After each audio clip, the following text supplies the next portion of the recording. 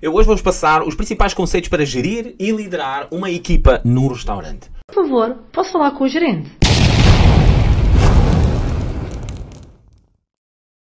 O mais difícil para a sua equipa não é fazer um dia fantástico no seu restaurante, mas sim fazer com que todos os dias sejam bons, manter consistência. E para isso é necessário haver algum controle, organização, uma boa liderança, ter alguém que seja capaz de pegar no leme e levar a equipa para o melhor caminho. Portanto, o mais importante é conseguir desenvolver boas relações interpessoais. O que é isto das relações interpessoais?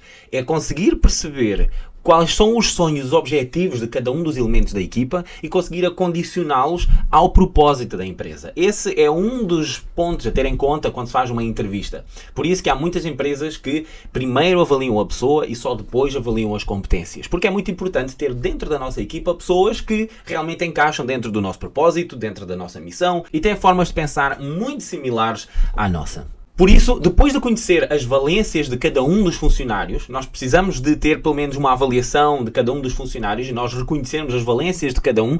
É muito importante que a partir daí tenhamos capacidade para as desenvolver. Inclusivamente, podemos até fazer de vez em quando reuniões individuais com cada um dos funcionários, principalmente se a equipa for pequena, é relativamente fácil fazer isto. Ou nós vamos tentar perceber quais são os objetivos dele dentro da empresa e vamos tentar explicar-lhe mais uma vez quais são os objetivos que a empresa pretende dele e tentarmos perceber de que forma é que tudo isto está a decorrer, nunca esquecendo que aqui o fator funcionário é de uma extrema importância. Nós devemos sempre ter em conta também quais são os sonhos dele, os objetivos dele, o que é que ele quer para a vida e de que forma é que os objetivos dele e da empresa se podem cruzar.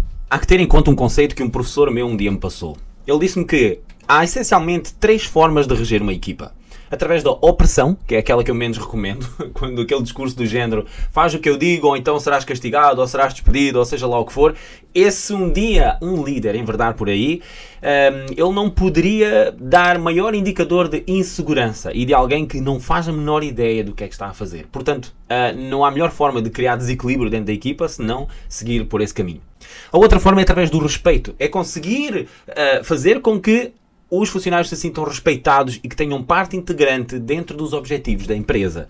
E a última delas é a admiração. Os funcionários, quando são regidos pela admiração, eles não fazem aquilo que o gerente ou o líder pretende porque ele precisa. Eles fazem-no porque o admiram, porque gostavam de ser como ele, porque sentem que crescem ao lado dele.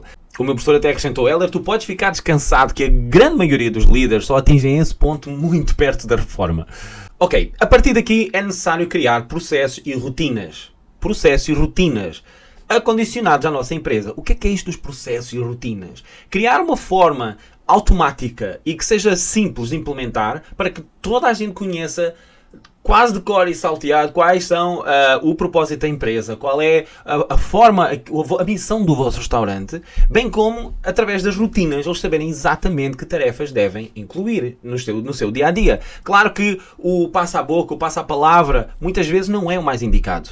Porquê? Porque às vezes falta-lhe clareza. Há que haver uma boa comunicação para que funcione até mesmo quando o gerente nem sequer está no restaurante.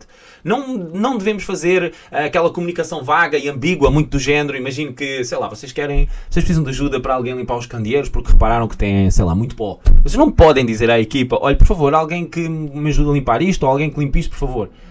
Vocês estão a deixar aqui, eles tomem a decisão de quem será e quando será. Portanto, essa função deverá estar por escrito. E tudo isso deverá ser planeado de forma automática. Heller, isso é muito confuso de fazer. Não, é muito fácil de aplicar. Eu já vou passar a explicar. Em primeiro lugar, vamos começar pelos processos, ok? Vamos pensar não só qual é o propósito, qual é a missão do nosso restaurante. Eu já sei que é fazer dinheiro. Isso é só uma causa, é uma consequência, ok? E se for bem planeado, é uma causa muito feliz. Agora, para além disso, nós temos que dar algum ativo ao mundo, não é? Qual é a nossa missão? O que é que nós pretendemos, o que é que pretendemos de acrescentar de valor e de diferente na vida dos nossos clientes? Isso deverá estar por escrito. Deveremos ter um manual onde isso poderá ser utilizado como a introdução. Ou seja, nós podemos, de forma escrita, passar de forma muito clara para os funcionários o que é que nós pretendemos fazer no mundo. Isto é tudo colocado dentro do manual, por escrito, e que por sua vez poderá ser entregue a cada um dos funcionários para eles levarem para casa. Eu já sei que muitas vezes podem estar a pensar, mas eles vão levar isto para casa e depois afinal de contas eles não vão ler, eles não querem saber, pouco importa. Não só devemos entregar aos funcionários para eles levarem para casa, bem como até recomendo que as páginas mais importantes ou os capítulos mais importantes devem estar dentro do restaurante, colado na parede em zonas técnicas que os clientes não tenham acesso, para que toda a gente possa saber. Por exemplo, vocês podem ter lá escrito que fazem questão que o cliente seja cumprimentado de uma forma X, Y ou Z. O que é que vocês devem dizer quando o cliente chega? O que é que devem dizer quando abordam a mesa? Como é que se devem despedir do cliente? Como é que atendem o telefone? Tudo isso. Tudo aquilo que está no manual, que vocês acham que é impertrível eles saberem, vocês podem colocar inclusivamente espalhado pela casa, colado nas paredes da casa de banho, do vestuário, como vocês entenderem, de forma que vocês achem que a missão passa. Agora, se tudo isso estiver por escrito, é muito mais fácil até para o gerente, para o líder, às vezes, fazer uma pequena observação, porque se está escrito, tudo aquilo que ele só vem reforçar tudo aquilo que ele disser à equipa. Depois deste manual estar devidamente escrito e promovido, é a altura de passarmos à checklist. O que é isto das checklists? A checklist é aquilo que faz com que o funcionário saiba exatamente o que é que ele tem que fazer, desde a hora que ele entra na casa até a hora que ele sai da casa. E isto é extremamente importante para uma verdadeira otimização da equipa. Ou seja, a casa não deve funcionar o tempo todo com o gerente ser aquele que está ali com a barriga encostada ao balcão a apontar o dedo e a dar ordens e tudo mais. A checklist evita muita intervenção e não só, faz-nos poupar imenso tempo. O que é que a checklist de facto na prática é? Vamos imaginar que vocês criam uma lista, ok? Vocês têm tipo um papel, ok? E numa lista vocês têm, imagina se eu trabalhar para vós, vocês podem colocar Hélder Santos no cabeçalho e colocam uma data. Pronto, aquela é a lista para aquela semana, onde vocês podem ter uma coluna para cada dia da semana, ok? Obviamente há de haver duas colunas, uma ou duas que estarão vazias, porque o funcionário também folga. Agora, vamos colocar na lista todas as tarefas que ele tem que fazer ao longo do dia, ok? Portanto, desde a abertura, o que é que ele tem que fazer na abertura? A abertura será, por exemplo, abrir a porta, sacudir os tapetes, ligar as luzes, ligar a música, ligar a máquina do café, todas aquelas tarefas que fazem parte da abertura, ok? E se aquele funcionário é ele que faz aquilo todos os dias, então vamos colocar uma cruz, ok? Vamos colocar uma cruz à frente de cada tarefa durante todos os dias.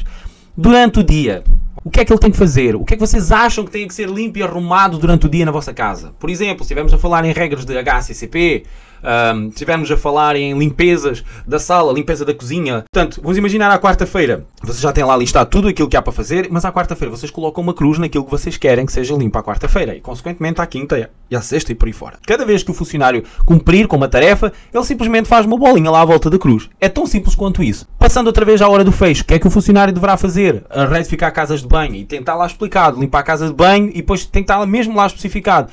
Verificar se há papel, se há gel para as mãos, como é que está a casa de banho, como é que não está a casa de banho. Verificar se está tudo bem limpo, está tudo bem arrumado. E de forma muito específica colocam todas as tarefas, bem como as respectivas cruzes. Agora é assim, Hélder, és tu que vais limpar a casa de banho todos os dias? Provavelmente até não sou. Mas se calhar à quarta e à quinta sou eu que tenho lá as cruzes e não o meu colega. No outro dia se calhar é ele que tem e eu estou ilibado dessa parte.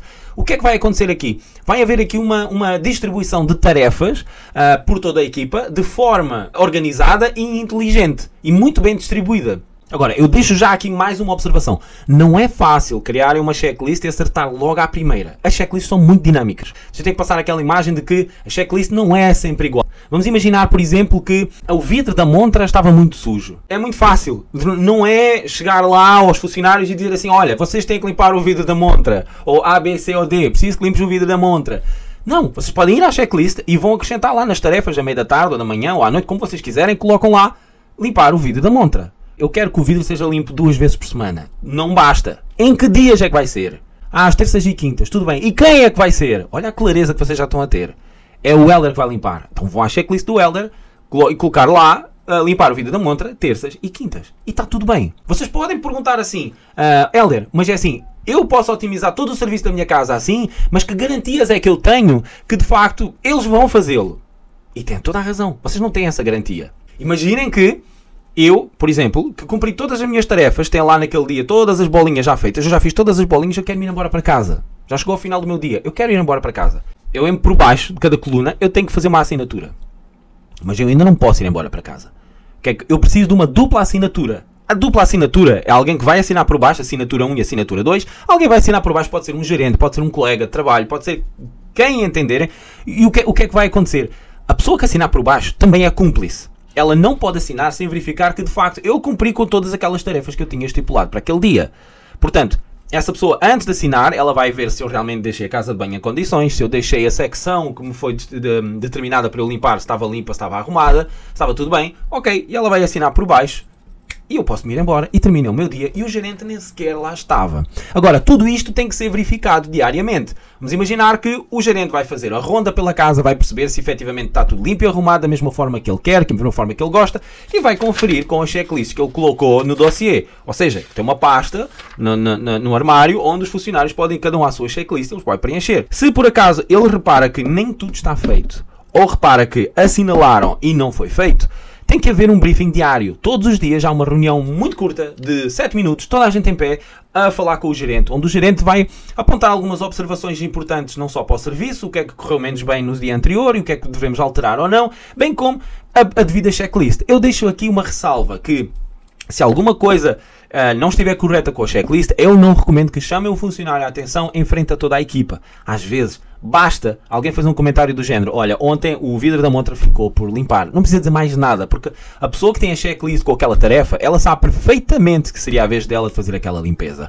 Portanto, não há necessidade de estarmos aqui a chamar alguém à atenção. Outra coisa que devem ter em conta também nas checklists: lembrem-se que o homem é um animal de hábitos. Vocês não podem entregar as mesmas checklists iguais para os mesmos funcionários todas as semanas, ser tudo igual. Porquê? Porque vai haver uma altura em que o funcionário, ele acha que já sabe a checklist de cor e salteado, então nem precisa sequer tampouco olhar para ela, e ele simplesmente faz o seu dia-a-dia, no final faz as respectivas bolinhas nas cruzes, assina em baixo, pede a alguém para assinar e vai-se embora. O que é que acontece? Pode haver alguma negligência na segunda assinatura. E de facto, ele pode marcar coisas que até nem fez porque já não se lembrou, porque já se esqueceu, cá está. São pessoas de hábitos.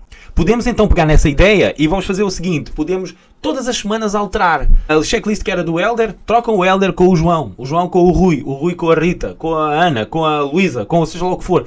Rodem, a checklist podem rodar entre os funcionários todas as semanas. Eu sei que existem aplicações digitais que já fazem este trabalho, que permitem fazer esta verificação. Até inclusivamente nos telemóveis dos funcionários, há várias apps que já fazem isso. Eu confesso uma coisa: eu por acaso não tive os melhores resultados com as aplicações. Eu continuo a preferir o papel. Eu já sei que há muita gente que odeia gastar papel, portanto eu recomendo que utilizem resmas de papel reciclável para o fazer, mesmo daquele castanho, para o fazer, e não tem mal nenhum com isso, está perfeito. Imprimem as checklists todas, colocam num dossiê, todos os dias toda a gente sabe o que é que tem que fazer, e se a checklist estiver devidamente produzida, o que é que vai acontecer?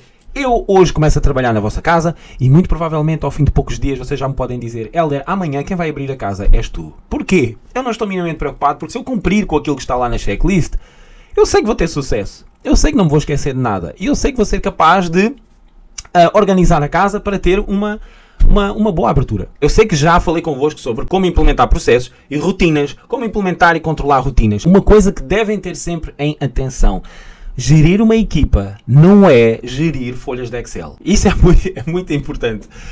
As folhas de Excel servem apenas como uma referência. Se vocês forem o meu gerente, e muito provavelmente, se calhar a meio do dia eu posso vos perguntar o que é que há para fazer mais.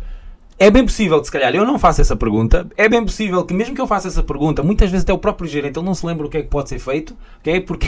E vocês têm aqui uma referência, toda a equipa sabe o que é que tem que fazer, vocês quando se lembrarem de algo que deve ser feito, vocês colocam no papel de forma muito clara e isso vai-vos ajudar. Mas gerir uma equipa é muito mais do que isso. Gerir uma equipa é criar conexão, como disse no início, vocês saberem como hão de abordar cada funcionário e conseguirem ter um papel de liderança pelo exemplo dentro da vossa casa. Para vocês fazerem com que uma equipa de sucesso tenha exatamente aquilo que um restaurante mais precisa, que é consistência. Todos os dias bom, todos os dias igual. Vocês terem tudo o que é consistência montada.